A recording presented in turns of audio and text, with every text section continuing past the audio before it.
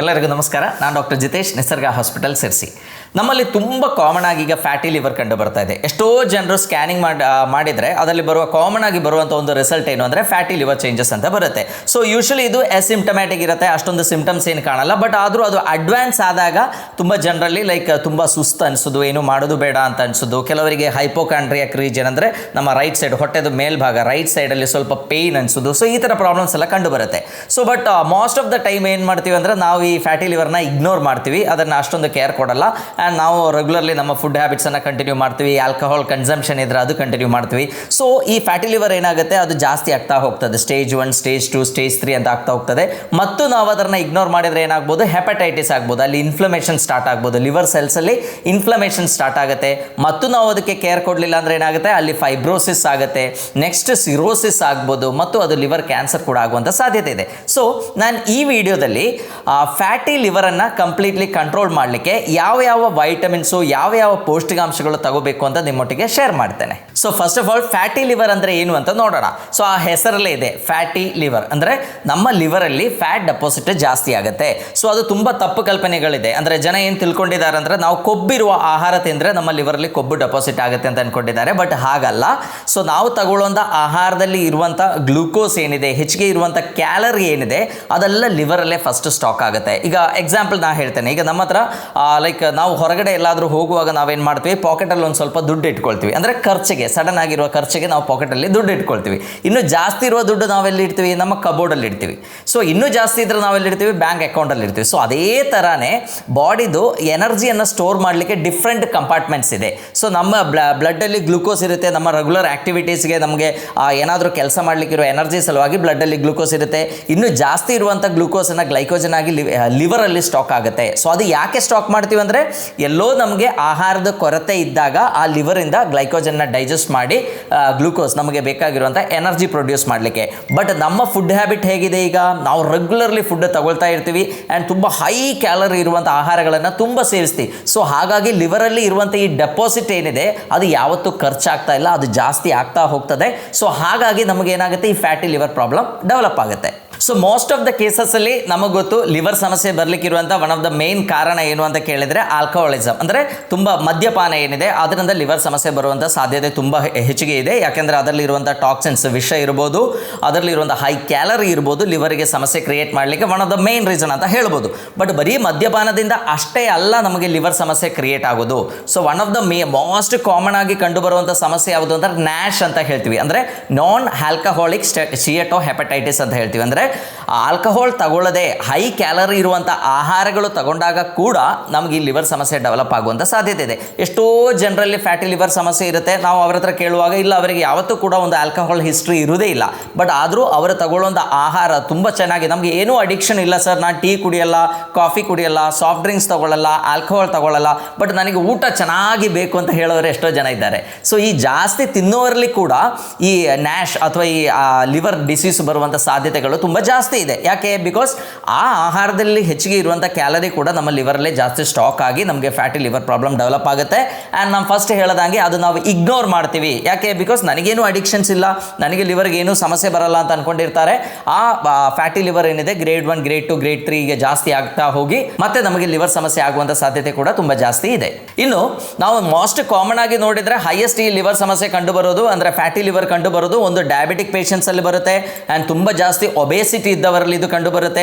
ಅಥವಾ ನಾವು ಫಸ್ಟ್ ಹೇಳ್ದಂಗೆ ಆಲ್ಕೋಹಾಲಿಸಮ್ ಪ್ರಾಬ್ಲಮ್ ಇರೋರಲ್ಲಿ ಕಂಡು ಬರುತ್ತೆ. ಕೆಲವು ಥೈರಾಯ್ಡ್ ಪೇಷಂಟ್ಸಲ್ಲಿ ಕಂಡು ಬರುವ. ಸೊ ಈ ಥರ ಪೇಷಂಟ್ಸಲ್ಲಿ ಇದು ತುಂಬ ಕಾಮನ್ ಆಗಿ ಕಂಡು ಬರುತ್ತೆ. ಬಟ್ ಆದರೂ ಕೂಡ ನಾವು ನೋಡುವಾಗ ಎಷ್ಟೋ ವೆಯ್ಟ್ ಕಡಿಮೆ ಇರೋರಲ್ಲಿ ಕೂಡ ಈ ಫ್ಯಾಟಿ ಲಿವರ್ ಕಂಡು ಬರ್ತಾ ಇದೆ. ಸೊ ಅದರ ಮೇನ್ ರೀಸನ್ ಅಂದರೆ ನಮ್ಮ ಈ ಪೆರಿಫರಲ್ ಫ್ಯಾಟ್ ಏನಿದೆ ಅದೇ ಥರ ಅಲ್ಲ ವಿಸರಲ್ ಫ್ಯಾಟ್. ನೀವು ನೋಡಿ, ಎಷ್ಟೋ ತುಂಬ ದಪ್ಪಗಿರೋರನ್ನ ನಾವು ಸ್ಕ್ಯಾನ್ ಮಾಡಿ ನೋಡಿದರೆ ಅವರಿಗೆ ಫ್ಯಾಟಿ ಲಿವರ್ ಇರಬೇಕು ಅಂತಿಲ್ಲ, ಅವರಿಗೆ ಡಯಾಬಿಟಿಸ್ ಪ್ರಾಬ್ಲಮ್ ಇರಬೇಕು ಅಂತಿಲ್ಲ, ಏನೂ ತೊಂದರೆ ಇರಲ್ಲ. ಬಟ್ ತುಂಬ ಫಿಟ್ ಆಗಿರೋ ಒಬ್ಬನಿಗೆ ನೋಡಿದ್ರೆ ಅವನಿಗೆ ಫ್ಯಾಟಿ ಲಿವರ್ ಪ್ರಾಬ್ಲಮ್ ಇದೆ, ಅವನಿಗೆ ಡಯಾಬಿಟಿಸ್ ಕೂಡ ಸ್ಟಾರ್ಟ್ ಆಗಿರುತ್ತೆ. ಸೊ ಅದರ ಅರ್ಥ ಏನಂದರೆ ಈ ಪೆರಿಫರಲ್ ಫ್ಯಾಟ್ ಒಂದೇ ಅಲ್ಲ, ಅದೇ ಥರ there is one more thing called as visceral fat. So ಈ ವಿಸರಲ್ ಫ್ಯಾಟ್ ಏನಿದೆ ಅದು ತುಂಬ ಕೆಟ್ಟದು, ನಮ್ಮ ಆರೋಗ್ಯವನ್ನು ಹಾಳು ಮಾಡೋದೇ ವಿಸರಲ್ ಫ್ಯಾಟ್. ಈಗ ಎಷ್ಟೋ ಸಂಶೋಧನೆಗಳಲ್ಲಿ ನೋಡುವಾಗ ಹೈ ಲೈಫ್ ಸ್ಪ್ಯಾನ್ ಇರೋರು ತುಂಬ ದಪ್ಪಗಿದ್ದವರು ಅಂತ ಕಂಡುಹಿಡಿದಿದ್ದಾರೆ. ಸೊ ಅದರ ಅರ್ಥ ಏನಂದರೆ ಈ ಪೆರಿಫರಿಯಲ್ಲಿ ಇರುವಂಥ ಫ್ಯಾಟ್ ಏನಿದೆ ಅದಕ್ಕಿಂತ ತುಂಬ ಸಮಸ್ಯೆಗಳು ಕ್ರಿಯೇಟ್ ಮಾಡೋದು ನಮ್ಮ ಒಳಗಡೆ ಇರುವಂಥ ಫ್ಯಾಟ್, ನಮ್ಮ ವಿಸರಲ್ ಫ್ಯಾಟ್. ನೀವು ನಮ್ಮ ಬ್ಲಡ್ ಟೆಸ್ಟ್ ಮಾಡಿ ನೋಡುವಾಗ ನಮಗೆ ಗೊತ್ತಾಗುತ್ತೆ, ಟ್ರೈಗ್ಲಿಸರೈಡ್ ಜಾಸ್ತಿ ಇದೆ ಅಂತ ಹೇಳ್ತಾರೆ. ಈ ಟ್ರೈಗ್ಲಿಸರೈಡ್ ಏನಿದೆ, ಯಾರಿಗೆ ಹೈ ಟ್ರೈಗ್ಲಿಸರೈಡ್ ಇದೆಯೋ ಅವರಿಗೆ 100% ಈ ಫ್ಯಾಟಿ ಲಿವರ್ ಸಮಸ್ಯೆ ಕೂಡ ಇರುತ್ತೆ. ಸೊ ನಮ್ಮ ಕೊಲೆಸ್ಟ್ರಾಲ್ ಅಲ್ಲಿ ಇರುವಂಥ ಇಂಬ್ಯಾಲೆನ್ಸ್ ಕೂಡ ಈ ಫ್ಯಾಟಿ ಲಿವರ್ಗೆ one of the main reason ಅಂತ ನಾವು ಹೇಳ್ಬೋದು. ಸೊ ನಾನು ಈಗ ಕೆಲವು ವೈಟಮಿನ್ಸು, ಕೆಲವು ಪೌಷ್ಟಿಕಾಂಶಗಳನ್ನು ಹೇಳ್ತೇನೆ. ಈ ಪೌಷ್ಟಿಕಾಂಶಗಳು ನೀವು ಕರೆಕ್ಟಾಗಿ ತಗೊಂಡು ಅದರೊಟ್ಟಿಗೆ ಸ್ಟ್ರಿಕ್ಟ್ ಆಗಿರುವಂಥ ಒಂದು ಆಹಾರ ಕ್ರಮ, ಅಂದರೆ ತುಂಬ ಜಾಸ್ತಿ ತಗೊಳ್ಳೋದನ್ನ ಕಡಿಮೆ ಮಾಡಿ, ನಿಮ್ಮ ಲೈಕ್ ಶುಗರ್ ಕನ್ಸಂಪ್ಷನನ್ನು ತುಂಬ ಕಡಿಮೆ ಮಾಡಿ, ಆಲ್ಕೋಹಾಲ್ ಕನ್ಸಂಪ್ಷನ್ನ ಕಡಿಮೆ ಮಾಡಿ, ಸಾಫ್ಟ್ ಡ್ರಿಂಕ್ಸ್ ತಗೊಳ್ಳೋದನ್ನ ಕಡಿಮೆ ಮಾಡಿ, ಖಂಡಿತ 2 ತಿಂಗಳಲ್ಲಿ ನಿಮ್ಮ ಫ್ಯಾಟಿ ಲಿವರ್ನ ನಾವು ರಿವರ್ಸ್ ಮಾಡ್ಬೋದು. ಇದರಲ್ಲಿ first and foremost is choline. Choline ಏನು ಮಾಡುತ್ತೆ ಅಂದರೆ ನಮ್ಮ ಲಿವರ್ಲಿ ಇರುವಂಥ ಇನ್ಫ್ಲಮೇಷನ್ನ ಕಡಿಮೆ ಮಾಡುತ್ತೆ, ನಮ್ಮ ಕೊಲೆಸ್ಟ್ರಾಲ್ ಮೆಟಬಾಲಿಸಮ್ ಏನಿದೆ ಅದನ್ನು ಕಂಟ್ರೋಲ್ ಮಾಡುತ್ತೆ, ಮತ್ತು ನಮ್ಮ ಬೈಲ್ ಕ್ವಾಲಿಟಿ ಕೂಡ ಇಂಪ್ರೂವ್ ಮಾಡುತ್ತೆ. ಸೊ ನಮಗೊತ್ತು ನಮ್ಮ ಬಾಡಿಯಲ್ಲಿ ಇರುವಂಥ ಟಾಕ್ಸಿನ್ಸನ್ನು, ವಿಷಾಂಶಗಳನ್ನು ನ್ಯೂಟ್ರಲೈಸ್ ಮಾಡಲಿಕ್ಕೆ number 1 organ is liver. So ನಮ್ಮ ಲಿವರ್ ಪ್ರೊಡ್ಯೂಸ್ ಮಾಡುವಂಥ ಬೈಲ್ ಏನು ಮಾಡುತ್ತೆ, ನಮ್ಮ ಫ್ಯಾಟ್ ಸೋಲ್ಯುಬಲ್ ಆಗಿರುವಂಥ ಎಷ್ಟೋ ವಿಷಾಂಶಗಳನ್ನು ನ್ಯೂಟ್ರಲೈಸ್ ಮಾಡಿ ಹೊರಗೆ ಹಾಕಲಿಕ್ಕೆ ಅದು ಮೇನ್ ಬೇಕೇ ಬೇಕು. ಸೊ ಈ ಲಿವರ್ ಟಾಕ್ಸಿಸಿಟಿಯನ್ನು ಕಡಿಮೆ ಮಾಡಲಿಕ್ಕೂ ಕೂಡ ಈ choline can play A very major role. So regularly around 400 milligrams to 500 milligrams choline supplement fatty liver ಇರುವವರು ತಗೊಳ್ಳೇಬೇಕಾಗುತ್ತೆ. ಸೊ ಆವಾಗ ಮಾತ್ರ ನಮ್ಮ ಲಿವರ್ಲಿ ಇರುವಂಥ ಡ್ಯಾಮೇಜ್ ಕಡಿಮೆ ಮಾಡಲಿಕ್ಕಾಗುತ್ತೆ, ಅಲ್ಲಿರುವಂಥ ಇನ್ಫ್ಲಮೇಷನ್ನ ಕಡಿಮೆ ಮಾಡಲಿಕ್ಕಾಗುತ್ತೆ, ಅಲ್ಲಿ ಆಗಿರುವಂಥ ಆಕ್ಸಿಡೇಟಿವ್ ಸ್ಟ್ರೆಸ್ಸನ್ನು ಕೂಡ ಕಡಿಮೆ ಮಾಡಲಿಕ್ಕಾಗುತ್ತೆ. ಈಗ ಕೋಲಿನ್ ತುಂಬ ಜಾಸ್ತಿ ಇರುವಂಥ ಆಹಾರಗಳು ಯಾವುದು ಅಂತ ಕೇಳಿದ್ರೆ ಮೇನ್ಲಿ ನಮ್ಮ ವೆಜಿಟೇರಿಯನ್ಸ್ ಆದರೆ ಕ್ರೂಸಿಫೆರಸ್ ವೆಜಿಟೇಬಲ್ಸ್ ಅಂದರೆ ಕ್ಯಾಬೇಜ್ ಇರ್ಬೋದು, ಬ್ರೋಕೊಲಿ ಇರ್ಬೋದು, ಅಥವಾ ಕಾಲಿಫ್ಲವರ್ ಇರ್ಬೋದು, ಇದರಲ್ಲೆಲ್ಲ ಈ ಕೋಲಿನ್ ಕಂಟೆಂಟ್ ತುಂಬ ಜಾಸ್ತಿ ಇದೆ. ಸೊ ನಾವು ರೆಗ್ಯುಲರ್ಲಿ ತಗೊಳ್ಳೋ ಮೊಟ್ಟೆ ಏನಿದೆ, ಡೈಲಿ ಒಂದು 3 ಮೊಟ್ಟೆ ತಗೊಂಡ್ರೆ ಆ ಮೊಟ್ಟೆದು ಎಲ್ಲೋ ಏನಿದೆ ಅದರಲ್ಲಿ ಕೋಲಿನ್ ತುಂಬ ಜಾಸ್ತಿ ಇದೆ. ಸೊ ಈ ಕೋಲಿನ್ ಬರೀ ಲಿವರ್ಗೆ ಅಷ್ಟೇ ಅಲ್ಲ, ನಮ್ಮ ಮಸಲ್ ಡ್ಯಾಮೇಜನ್ನು ಪ್ರಿವೆಂಟ್ ಮಾಡಲಿಕ್ಕೆ ಕೋಲಿನ್ ತುಂಬ ಒಳ್ಳೆಯದು, ನಮ್ಮ ಬಾಡಿಯಲ್ಲಿ ಆಗುವಂಥ ಇನ್ಫ್ಲಮೇಷನ್ನ ಕಡಿಮೆ ಮಾಡಲಿಕ್ಕೆ ಕೋಲಿನ್ ತುಂಬ ಒಳ್ಳೆಯದು. ಸೊ ಅದೇ ಥರ ನಮ್ಮ ಬ್ರೈನ್ ಫಂಕ್ಷನ್ಸ್ ಇಂಪ್ರೂವ್ ಆಗಲಿಕ್ಕೂ ಕೂಡ ಕೋಲಿನ್ ಬೇಕೇ ಬೇಕು. ಸೊ ರೆಗ್ಯುಲರ್ಲಿ 2 ರಿಂದ 3 ಮೊಟ್ಟೆ ತಗೊಂಡ್ರೆ ನಮಗೆ ಬೇಕಾದಷ್ಟು ಕೋಲಿನ್ ಸಿಗುತ್ತೆ. ಸೊ ಅದೇ ಥರ ಮೋಸ್ಟ್ ಆಫ್ ದ ಕೋಲಿನ್ ಏನಿದೆ ಲೈಕ್ ನಾನ್ ವೆಜಿಟೇರಿಯನ್ ಸೋರ್ಸಸಲ್ಲಿ ತುಂಬ ಜಾಸ್ತಿ ಸಿಗುತ್ತೆ, ಅಂದರೆ ಚಿಕನ್ ಇರ್ಬೋದು, ಮಟನ್ ಇರ್ಬೋದು, ಲಿವರ್ ಇರ್ಬೋದು. ಸೊ ಇದರಲ್ಲೆಲ್ಲ ಕೋಲಿನ್ ಕಂಟೆಂಟ್ ತುಂಬ ಜಾಸ್ತಿ ಇದೆ. ಮೀನುಗಳಲ್ಲಿ ಕೂಡ ತುಂಬ ಚೆನ್ನಾಗಿ ನಮಗೆ ಕೋಲಿನ್ ಕಂಟೆಂಟ್ ಸಿಗುತ್ತೆ. ಆ್ಯಂಡ್ ಆಲ್ಮೋಸ್ಟ್ ಎಲ್ಲ ಲೀಫಿ ವೆಜಿಟೇಬಲ್ಸಲ್ಲಿ ಕೂಡ ಕೋಲಿನ್ ಸಿಗುತ್ತೆ. ಆ್ಯಂಡ್ ನಟ್ಸ್ಗಳಲ್ಲಿ ತುಂಬ ಚೆನ್ನಾಗಿ ಕೋಲಿನ್ ಸಿಗುತ್ತೆ. ಸೊ ನಮಗೆ ಫ್ಯಾಟಿ ಲಿವರ್ ಪ್ರಾಬ್ಲಮ್ ಇರೋರಾದರೆ ಏನು ಮಾಡಬೇಕು ಅಂದರೆ ಕೋಲಿನ್ ರಿಚ್ ಆಗಿರುವಂಥ ಆಹಾರಗಳನ್ನು ಅವರ ಫುಡ್ಡಲ್ಲಿ ಇನ್ಕ್ಲೂಡ್ ಮಾಡಬೇಕು. ಆ್ಯಂಡ್ ಅದರ ಒಟ್ಟಿಗೆ ಸೊ ಎಲ್ಲ ಆಹಾರ ತಿಂದ್ಕೊಂಡು ತುಂಬ ಚೆನ್ನಾಗಿ ಊಟ ಮಾಡಿ ಅದರ ಮೇಲೆ ಕೋಲಿನ್ ತಗೊಂಡು ಅಷ್ಟೊಂದು ಉಪಯೋಗ ಆಗುತ್ತೆ ಅಂತ ನಾನು ಹೇಳಲ್ಲ. ಬಟ್ ಏನು ಮಾಡಬೇಕು, ನಮ್ಮ ಓವರಾಲ್ ಫುಡ್ ಇಂಟೇಕನ್ನು ನಾವು ಕಡಿಮೆ ಮಾಡಿ ಒಂದು 1500 ಕ್ಯಾಲರಿ ಒಳಗೆ ಮೇಂಟೈನ್ ಮಾಡಿ ತಗೊಳ್ಳುವಂಥ ಧಾನ್ಯಗಳ ಕ್ವಾಂಟಿಟಿಯನ್ನು ಕಡಿಮೆ ಮಾಡಿ ಈ ಲೀಫಿ ವೆಜಿಟೇಬಲ್ಸ್ ಇರ್ಬೋದು, ನಟ್ಸ್ ಇರ್ಬೋದು, ಫಿಶ್ ಇರ್ಬೋದು, ಮೊಟ್ಟೆ ಇರ್ಬೋದು, ಇದನ್ನು ಜಾಸ್ತಿ ತಗೊಂಡು ರೆಗ್ಯುಲರ್ ಫುಡ್ಡನ್ನು ರೀಪ್ಲೇಸ್ ಮಾಡಿದ್ರೆ ಫ್ಯಾಟಿ ಲಿವರ್ನ ತುಂಬ ಈಸಿಯಾಗಿ ಕಂಟ್ರೋಲ್ ಮಾಡಲಿಕ್ಕೆ ಆಗುತ್ತೆ. Next is glutathione. ಸೊ ನಮಗೊತ್ತು ಗ್ಲೂಟಾಥಯೋನ್ ನಮ್ಮ ಬಾಡಿಯಲ್ಲಿ ಪ್ರೊಡ್ಯೂಸ್ ಮಾಡೋದೇ liver. And glutathione is the best antioxidant. ನಮ್ಮ ವಯಸ್ಸನ್ನು ಕಂಟ್ರೋಲ್ ಮಾಡಲಿಕ್ಕೆ, ನಮ್ಮ ಬಾಡಿಯಲ್ಲಿ ಆಗುವಂಥ ಆಕ್ಸಿಡೇಟಿವ್ ಸ್ಟ್ರೆಸ್ಸನ್ನು ಕಂಟ್ರೋಲ್ ಮಾಡಲಿಕ್ಕೆ ಮೇನ್ ರೋಲ್ ಇರುವಂಥ ಬೆಸ್ಟ್ ಆ್ಯಂಟಿ ಆಕ್ಸಿಡೆಂಟ್ ಯಾವುದು ಅಂತ ಕೇಳಿದರೆ ಗ್ಲೂಟಾಥಯೋನ್. ಸೊ ಈ glutathione mainly cysteine, glycine and glutamine ಅಂತ ಅಮಿನೋ ಆಸಿಡ್ಸ್ಗಳಿಂದ ಫಾರ್ಮ್ ಆಗಿರುತ್ತೆ. ಸೊ ಈ ಗ್ಲೂಟಾಥಯೋನ್ ಚೆನ್ನಾಗಿ, ಈಗ ಒಂದು ಫ್ಯಾಟಿ ಲಿವರ್ ಪ್ರಾಬ್ಲಮ್ ಇದೆ, ನಮ್ಮ ಲಿವರಲ್ಲಿ ಆಕ್ಸಿಡೇಟಿವ್ ಸ್ಟ್ರೆಸ್ ಜಾಸ್ತಿ ಇದೆ ಅಂದರೆ ನಾವು ಏನು ಮಾಡಬೇಕು, ಗ್ಲೂಟಾಥಯೋನ್ ಸಪ್ಲಿಮೆಂಟ್ಸನ್ನು ಬೇಕಾದ್ರೆ ತಗೋಬಹುದು, ಅಥವಾ ನ್ಯಾಚುರಲಿ ಕೂಡ ನಮಗೆ ಗ್ಲೂಟಾಥಯೋನ್ ತಗೋಬಹುದು. ಸೊ ಗ್ಲೂಟಾಥಯೋನ್ ಪ್ರೊಡ್ಯೂಸ್ ಆಗಲಿಕ್ಕೆ ಬೇಕಾಗಿರುವಂಥ ಈ ಅಮಿನೋ ಆಸಿಡ್ಸ್ಗಳು ಜಾಸ್ತಿ ಇರುವಂಥ ಆಹಾರಗಳು ನಾವೇನು ಮಾಡಬೇಕು, ರೆಗ್ಯುಲರ್ಲಿ ತಗೋಬೇಕು. ಎಷ್ಟೋ ಲೀಫಿ ವೆಜಿಟೇಬಲ್ಸಲ್ಲಿ ಈ ಗ್ಲೂಟಾಥಯೋನ್ ಪ್ರಿಕರ್ಸರ್ ಇರುತ್ತೆ. ಸೊ ಹಾಗಾಗಿ ನಾವೇನು ಮಾಡಬೇಕು, ಲಿವರ್ನ ಸಮಸ್ಯೆ ಇರೋರಾದರೆ ತರಕಾರಿಗಳನ್ನು ಜಾಸ್ತಿ ತಗೋಬೇಕು. ಈವನ್ ಫ್ರೂಟ್ಸ್ ತಗೊಳ್ಳೋದ್ರನ್ನ ಕೂಡ ನೀವು ಕಡಿಮೆ ಮಾಡಿದರೆ ಒಳ್ಳೆಯದು. ಬಟ್ ತರಕಾರಿಗಳೇನಿದೆ they are the best medicine for ನಮ್ಮ ಲಿವರ್ ಡಿಸೀಸ್ ಅಂತ ನಾವು ಹೇಳ್ಬೋದು. ಈಗ ನಾನು ತುಂಬ ನಿಮಗೆ ವೈಟಮಿನ್ಸು, ಮಿನರಲ್ಸು, ಆ್ಯಂಟಿ ಆಕ್ಸಿಡೆಂಟ್ಸ್ ಎಲ್ಲ ಹೇಳಲಿಕ್ಕಿದೆ. But at the same time ನಿಮಗೆ ಕನ್ಫ್ಯೂಷನ್ ಆಗುತ್ತೆ, ಇಷ್ಟೆಲ್ಲ ನ್ಯೂಟ್ರಿಯೆಂಟ್ಸ್ ಹೇಳುವಾಗ ನಾ ಇದೆಲ್ಲ ಎಲ್ಲಿ ಸಿಗಲಿ ನಮಗೆ. ಬಟ್ ನಮ್ಮ ಕಾಮನ್ ಆಗಿ ನಮ್ಮ ಸುತ್ತಮುತ್ತಲು ಸಿಗುವಂಥ ಎಷ್ಟೋ ಮಿನಿಮಮ್ ಫುಡ್ಸಲ್ಲಿ ಆಲ್ಮೋಸ್ಟ್ ನಾವು ಹೇಳುವಂಥ ಎಲ್ಲ ವೈಟಮಿನ್ಸು ನಿಮಗೆ ಸಿಗುತ್ತೆ. ಸೊ ಹಾಗಾಗಿ ನೀವೇನು ಮಾಡಿ, ಲಿವರ್ ಸಮಸ್ಯೆ ಇದೆ ಅಂತ ಆದರೆ ನಿಮ್ಮ ಆಹಾರ ಇಂಟೇಕನ್ನು ಕಡಿಮೆ ಮಾಡಿ ತರಕಾರಿಗಳ ಇಂಟೇಕನ್ನು ತುಂಬ ಜಾಸ್ತಿ ಮಾಡಿ. ಎಸ್ಪೆಷಲಿ ನಿಮ್ಮ ಕ್ರೂಸಿಫರಸ್ ವೆಜಿಟೇಬಲ್ಸ್ ಇರ್ಬೋದು, ಅಥವಾ ಲೈಕ್ ಲೀಫಿ ವೆಜಿಟೇಬಲ್ಸ್ ಇರ್ಬೋದು, ಅಥವಾ ನಮಗೆ ನಾರ್ಮಲಿ ಸಿಗುವಂಥ ಲೆಗ್ಯೂಮ್ಸ್ ಇರ್ಬೋದು, ಅಥವಾ ನಮ್ಮ ನಾನ್ ವೆಜಿಟೇರಿಯನ್ಸ್ ಆದರೆ ಫಿಶ್ ಇರ್ಬೋದು, ಮೊಟ್ಟೆ ಇರ್ಬೋದು, ನಾನ್ ವೆಜಿಟೇರಿಯನ್ ಫುಡ್ ಇರ್ಬೋದು. ಬಟ್ ಧಾನ್ಯಗಳ ಕನ್ಸಂಪ್ಷನ್ ಏನಿದೆ ಅದು ಆದಷ್ಟು ನಾವು ಕಡಿಮೆ ಮಾಡಬೇಕಾಗುತ್ತೆ. ಸೊ ಗ್ಲೂಟಾಥಯೋನ್ ಪ್ರೊಡಕ್ಷನ್ಗೆ ಬೇಕಾಗಿರುವಂಥ ಲೈಕ್ ಸೆಲಿನಿಯಂ ಸಪ್ಲಿಮೆಂಟ್ಸ್ ಇರ್ಬೋದು, ಜಿಂಕ್ ಸೆಲಿನಿಯಂ ಸಪ್ಲಿಮೆಂಟ್ಸ್ ಸಿಗುತ್ತೆ. ಅದು ತಗೊಂಡ್ರೂ ಕೂಡ ನಮ್ಮ ಬಾಡಿಯಲ್ಲಿ ಗ್ಲೂಟಾಥಯೋನ್ ಪ್ರೊಡಕ್ಷನ್ ಏನಿದೆ ಅದು ಜಾಸ್ತಿ ಆಗುತ್ತೆ, ನಮ್ಮ ಸಮಸ್ಯೆಗಳನ್ನು ನಾವು ಕಡಿಮೆ ಮಾಡಬಹುದು. ನೆಕ್ಸ್ಟ್ ಇಸ್ ಕುರ್ಕ್ಯುಮಿನ್ ಅಂತ ಹೇಳ್ತೀವಿ. ಅಂದ್ರೆ ಕರ್ಕ್ಯುಮಿನ್ ಅಂದ್ರೆ it is A turmeric extracts. ಈ ಟರ್ಮರಿಕ್ ಏನಿದೆ ಅದಕ್ಕೆ ತುಂಬಾ ಒಳ್ಳೆ ಹೆಲ್ತ್ ಬೆನಿಫಿಟ್ಸ್ ಇದೆ. ನಮಗೆ ಗೊತ್ತು ಎಷ್ಟೋ ಆನ್ಷಿಯಂಟ್ ಡೇಸ್ ಇಂದಾನೆ ಈ ಅರಿಶಿಣದ ಉಪಯೋಗ ಎಲ್ಲರೂ ಹೇಳ್ತಾ ಬಂದಿದ್ರು. ನಮ್ಗೆ ಏನೇ ಸಮಸ್ಯೆ ಇದ್ರೂ ಕೂಡ ನಾವು ಅರಿಶಿಣ ಜಾಸ್ತಿ ಉಪಯೋಗಿಸ್ತೀವಿ. ಸೊ ಅರಿಶಿಣದಲ್ಲಿ ಇರುವಂತಹ ಈ ಕುರ್ಕ್ಯುಮಿನ್ ಅಂತ ಕಂಟೆಂಟ್ ಏನಿದೆ that is a very strong anti oxidant. ನಮ್ಮ ಲಿವರ್ ಆಗುವಂತ ಇನ್ಫ್ಲಮೇಷನ್ ಮತ್ತು ಈವನ್ ಆಲ್ಕಹಾಲಿಕ್ಸ್ ಅಲ್ಲಿ ಆಗಿರುವಂತಹ ಲಿವರ್ ಡ್ಯಾಮೇಜ್ ಅನ್ನ ರಿವರ್ಸ್ ಮಾಡ್ಲಿಕ್ಕೂ ಕೂಡ ಈ ಕರ್ಕ್ಯುಮಿನ್ ಏನಿದೆ ಅದು that is one of the best medicine ಅಂತ ಹೇಳ್ಬೋದು. ಸೊ ನಾವು ಯೂಶಲಿ ಟರ್ಮರಿಕ್ ತಗೊಂಡ್ರೆ ಏನಾಗುತ್ತೆ, ನಮಗೆ ಅಷ್ಟೊಂದು ಕರ್ಕ್ಯುಮಿನ್ ಅದರಲ್ಲಿ ಸಿಗಲ್ಲ. Because curcumin is only one of the content active ಆಗಿರುವಂತಹ ಇಂಗ್ರೀಡಿಯೆಂಟ್. ಮತ್ತೆ ಕರ್ಕ್ಯುಮಿನ್ ಅಬ್ಸಾರ್ಬ್ ಆಗಬೇಕು ಅಂತಿದ್ರೆ ಅದರೊಟ್ಟಿಗೆ ಪಿಪರೈನ್ ಕೂಡ ಬೇಕು, ಅಂದ್ರೆ ಕಾಳುಮೆಣಸು ಕೂಡ ತಿನ್ಬೇಕಾಗುತ್ತೆ. ಅದಕ್ಕೆ ನೀವು ನೋಡಿ ಟರ್ಮರಿಕ್ ಕಷಾಯ ಎಲ್ಲ ಮಾಡುವಾಗ ಅದಕ್ಕೊಂದು ಕಾಳುಮೆಣಸು ಹಾಕ್ತಿದ್ರು. ಸೊ ಅದರ ಮೇನ್ ರೀಸನ್ ಏನು ಅಂದ್ರೆ ನಮ್ಮ ಹೊಟ್ಟೆಯಲ್ಲಿ ಕರ್ಕ್ಯುಮಿನ್ ಅಬ್ಸಾರ್ಬ್ ಆಗಬೇಕು ಅಂದ್ರೆ ಈ ಕಾಳುಮೆಣಸು ಬೇಕಾಗುತ್ತೆ. ಸೊ ನೀವು ಕರ್ಕ್ಯುಮಿನ್ ಕ್ಯಾಪ್ಸೂಲ್ಸ್ ನಿಮಗೆ ಬೇಕಾದಷ್ಟು ಸಿಗುತ್ತೆ, ಎಷ್ಟೋ ಸಪ್ಲಿಮೆಂಟ್ಸ್ ಸಿಗುತ್ತೆ.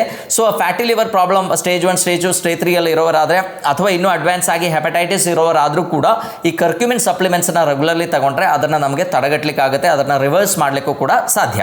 Next is ಮೆಥಿಯೋನೈನ್. ಮೆಥಿಯೋನೈನ್ ಅಂದ್ರೆ ಇದೊಂದು ಸಲ್ಫರ್ ಬೇಸ್ಡ್ ಆಗಿರುವಂತಹ ಒಂದು amino acids.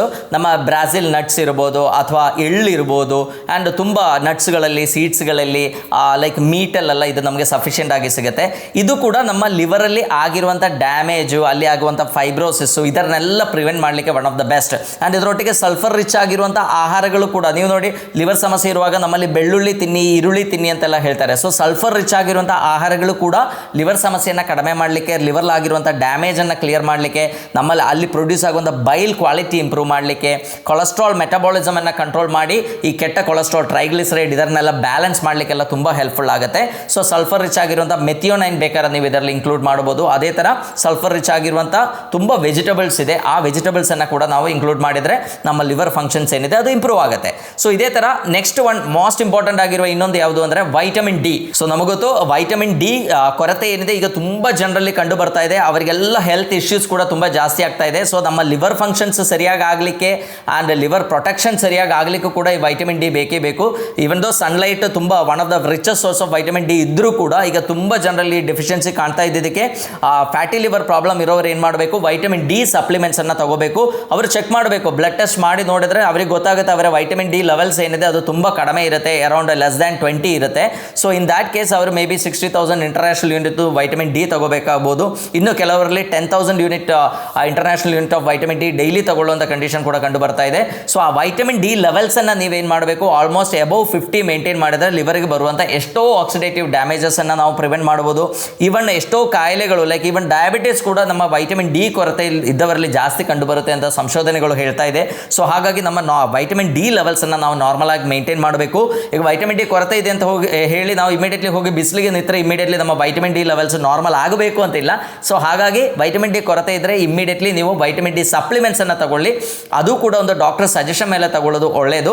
Because vitamin D check ಮಾಡಿಕೊಂಡೇ ಸಪ್ಲಿಮೆಂಟ್ಸ್ ತಗೊಳ್ಳೋದು ಒಳ್ಳೆಯದು. ಆ್ಯಂಡ್ ಸಪ್ಲಿಮೆಂಟೇಷನ್ ಆದಮೇಲೆ ಕೂಡ ನಿಮ್ಮ ವೈಟಮಿನ್ ಡಿ ಲೆವೆಲ್ಸ್ ಅನ್ನು ಚೆಕ್ ಮಾಡಿ ಅದು ಕರೆಕ್ಟ್ ಆಗಿದೆಯಾ ಇಲ್ವಾ ಅಂತ ಒಂದು ಕನ್ಫರ್ಮ್ ಮಾಡೋದು ತುಂಬ ಒಳ್ಳೆಯದು. ಈಗ next is omega 3 fatty acid.